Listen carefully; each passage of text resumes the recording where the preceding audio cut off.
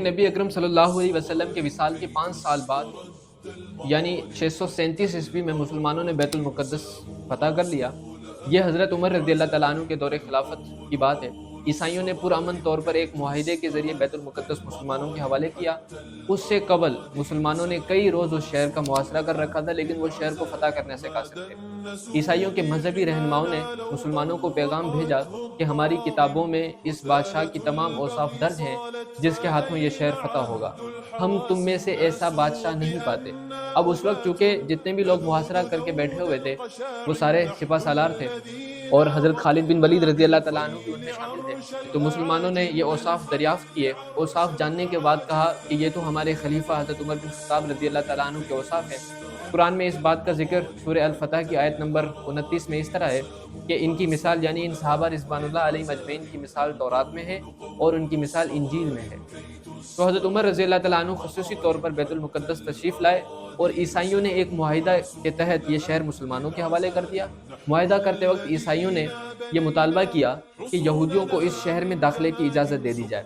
حضرت عمر رضی اللہ تعالیٰ عنہ نے مطالبہ تسلیم کرنے سے انکار کر دیا کہ ہمارا دین اس کی اجازت نہیں دیتا۔ البتہ معاہدے میں یہ طے ہوا کہ یہودی اس علاقے میں آباد نہ ہو سکیں گے، یعنی یہاں کوئی رہائشی، صنعتی یا زرعی اراضی یا عمارت نہیں خریدی جا سکے گی، اس کی منع تھی۔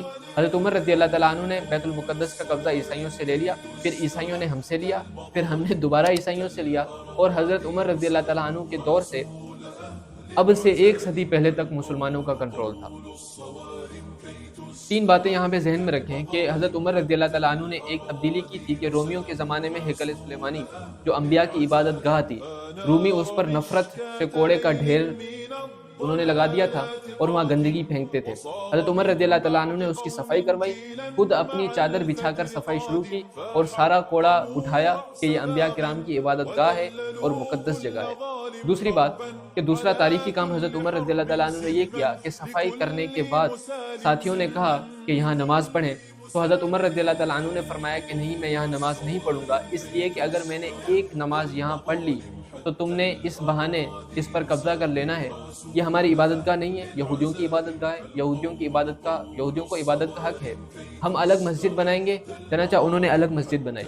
اس کے ساتھ حضرت عمر رضی اللہ تعالیٰ عنہ نے ان کا یہ حق بحال کر دیا کہ وہ آ کر عبادت کر سکتے۔